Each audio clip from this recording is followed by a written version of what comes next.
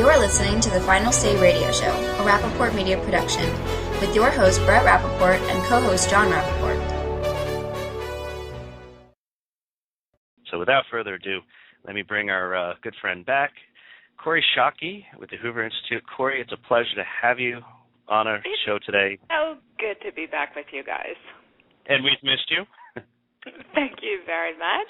I thought that was a very nice point you just made about the tribute at Madison Square Garden.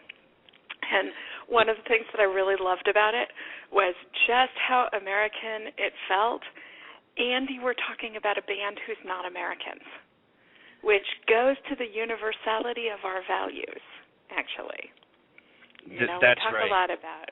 We talk a lot about whether other cultures, other societies want what we have, and I mostly think they do.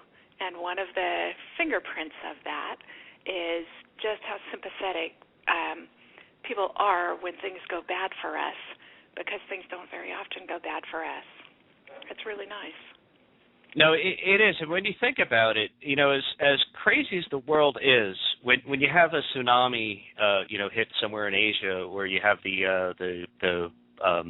earthquake and then tsunami and the nuclear power plant failure and problem in Japan, where you have certain things that are starvation or whatnot, or diseases going on in Africa, the world comes together and tries to work to help one another. And, of course, we're not perfect, which is why we have you on to discuss two of the really hot areas of the world. Okay, let's get at that then. But we there are good things. That's all the point I'm making. But so without further, let's look at North Korea first, if we can. Speaking of good things. And boy, if you could ever go back in time to the 1950s, that is, and make a couple of decisions slightly differently, I think the world would have supported us on a different decision. One of the things that is so heartbreaking about North Korea is that we don't, in the social sciences, very often get to run experiments where you can hold a control and change one factor. But in the case of the division of the Korean Peninsula at the end of the Korean War, as you very rightly point out, we actually did get a chance to run that test. And you can see how much free ideas, free societies, and free markets actually affect everything in a person's life, from cultural confidence to creativity to GDP per capita. In South Korea's GDP per capita is something like $31,000. North Korea's is negligible, $31,000 per capita. And they were the same in 1950. Or the fact that you need 3-inch elevator sneakers if you want to. Or the fact that you need 3-inch elevator sneakers if you want to dunk a basketball in North Korea. South Koreans are 3 full inches taller than their North Korean counterparts. North Koreans have brown hair when genetically they should have black hair as a result of long-term malnutrition. That's actual evil in the world, and it's a completely man-made catastrophe in the form of, most recently, Kim Jong-un, but the family dynasty that has impoverished and punished North Korea. And I'm glad you point that out, because the human side, it's very easy to look at a nation as enemies, but really the people who are suffering the most are their own, as is very often the case. And you know what really gets me, Kori, and it bothers me to no end? I don't believe it's such a closed society, and given all the experts we've spoken to, I don't think we really yet have a clue if the floodgates opened. If these people are so deeply, fanatically indoctrinated that they would want to come after us, like the Japanese, with their, harikari, mentality in World War II, or whether they would walk across the border, see their cousins and family, and just be like on their knees, just so happy that they were set free. I'm not sure we really know that, and it's sad, because it would help us to even understand. Maybe we don't know it because we haven't done leaflet drops and taken other measures we've done in many other countries to try to inform these folks and keep them abreast of and basically try to get them to turn on their own leaders, because we can't fight everybody's battles. We can help, but we certainly can't continue to bear the brunt. You make a lot of interesting and important points there. Let me try and take them sequentially. The first is, you're right, we don't know. We don't know if the North Korean army would actually throw their guns down and run across the DMZ to be in the protection of the South Korean army, or whether they are so deeply indoctrinated that they're going to fight to the last person. So this is, the world's most closed society, and they keep it closed because they're afraid of what the answer might be. We're hopeful of what the answer might be. It's also a country where you have more than 100,000 political prisoners in labor camps. And not just individuals, whole families. And where malnutrition is rife. More than 1 million people died of malnutrition in North Korea in the 1990s. One of the things that South Korean civil society groups, religious groups, political activist groups throughout the world have been trying to do is smuggle cell phones and radio receivers into North Korea to do exactly what it is that you point out needs doing, which is better inform this society of just how that they are being held prisoner and just how dangerous what their leader is trying to do is to the rest of the world, and especially, as you say, to them. But what's really sad is these folks have it's almost indefensible, because the populace is not armed. Only the military is, because the military is, of course, significantly well fed. They get first priority on food in the country, which tells you everything. Exactly. So that's how you buy them. But there's another very critical thing here, which is they use a different system, but not that dissimilar from what the Stasi and so forth in East Germany did. So they have multi-layer security where nobody trusts anybody. But the worst thing is they have death squads that basically come in and come into towns and are literally looking for somebody to just string up and shoot in front of the community. So people live in such fear that who wants to be seen running over to the edge of the woods to pick up a phone or even a leaflet if we dropped it from airplanes? Because they know that everybody who's looking at them in their eyes is somebody who might turn them in for more food, and that you talk about the fabric of society being so ill. Where do you begin to reconstruct? It's very, very difficult, very sad in every way. Exactly right. And one of the real challenges for those of us who have the good fortune to live in free societies is trying to even comprehend just how perverted a society becomes under that kind of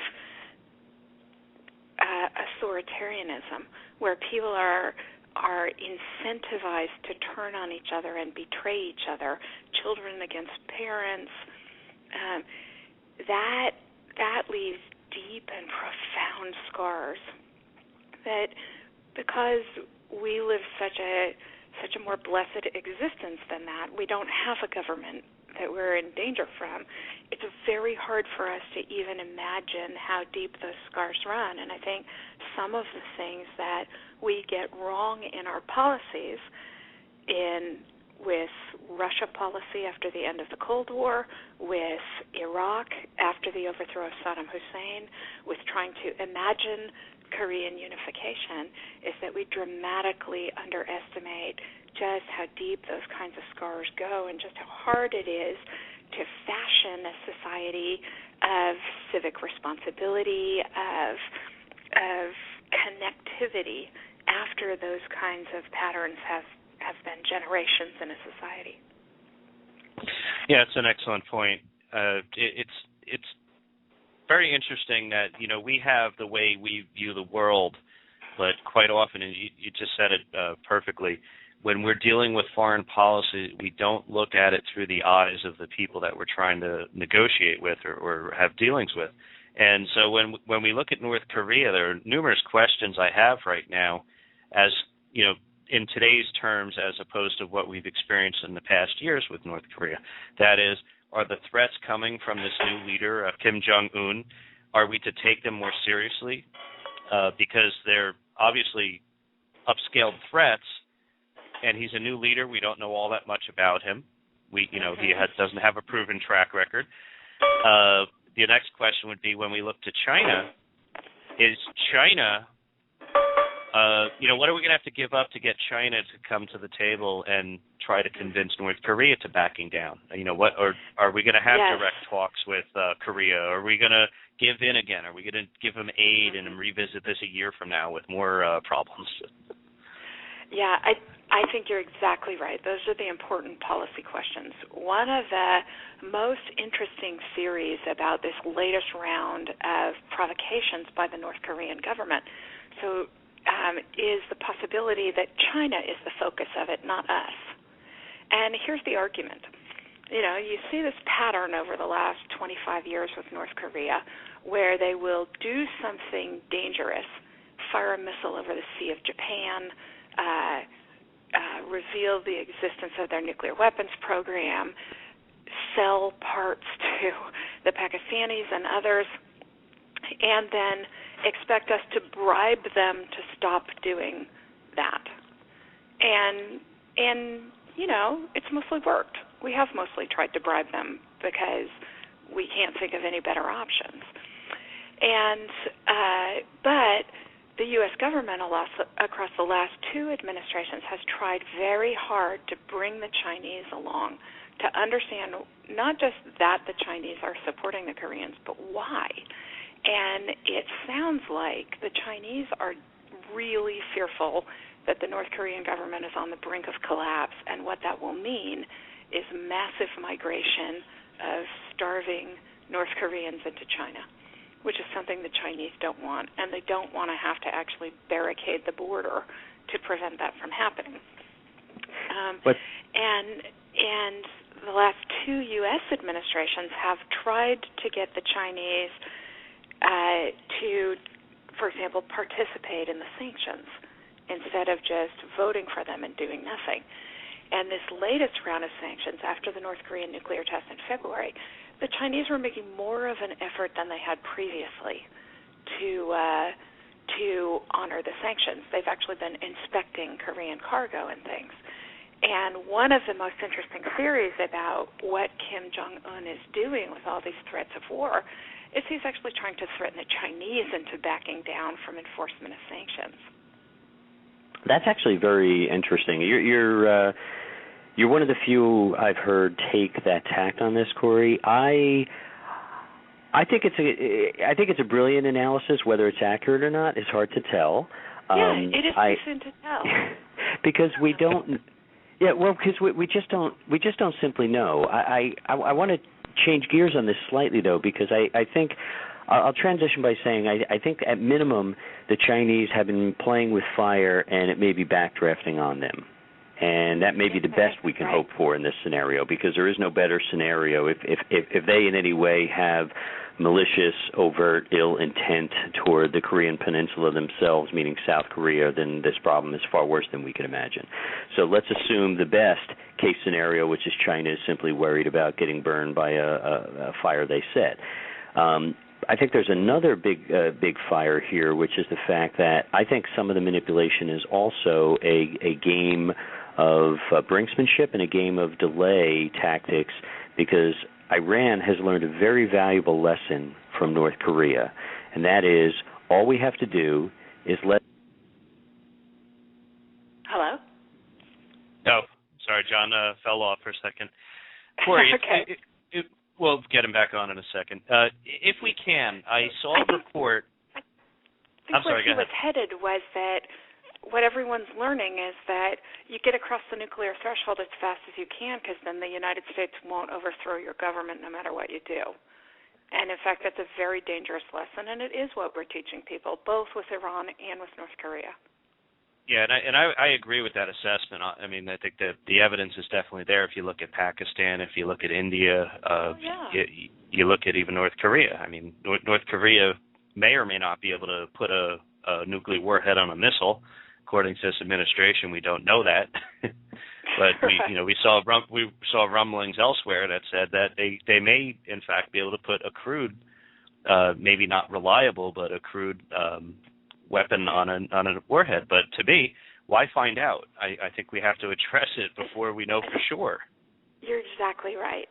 So the Defense Intelligence Agency has believed for the last several years, beginning in 2005, DIA believed that North Korea had this capacity and was reporting that to Congress. What the administration is parsing this very carefully. What the president is saying is the intelligence community does not have a consensus belief that they can do this, which is true. And yet we are discounting that one of the intelligence agencies, the one that is most worried about military capabilities, is the one that believes that North Korea already can do this. So the administration is doing with the North Korea threat what it has done with Iran, which is to craft elegant language that tries to gloss over what they are permitting to occur. And what they have permitted to occur is North Korea to develop weaponized nuclear weapons that they can put on nuclear warheads. What they are saying with Iran is that they do not believe the Iranian government has made the decision to build a nuclear weapon.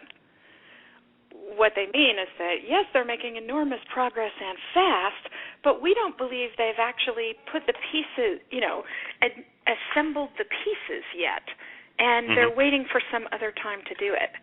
So that's an assessment of their intentions, not an assessment of their capabilities. Assessing intentions is extraordinarily difficult. We get it wrong as often as we get it right. It's a terrible basis on which to craft policy. But can't you tell when you and sorry, I got that. This has been a very tough communications day. Technology has not been in my favor. But can't you tell? The point I was making when I got off I got thrown off the air was that Iran is not only learning from Korea, but is obviously working very close with Korea, the same way Korea learned from Pakistan, who worked closely with them. And we found ourselves very quickly in a no man's land with Pakistan, and in a tough position with how to then negotiate and curry favor between Pakistan and India. And then we dealt with North Korea, and now we have Iran close behind, and once Iran has it, Venezuela, look at the way that election went, you can assume Venezuela will be close behind, and there's two other, major at-risk, nations in South America, and about a dozen in the Middle East, of course. Where do you go from here? If you don't stop it, here and now. I agree with your overall point, which is that proliferation is advancing, right? The technologies are spreading. The know-how is spreading.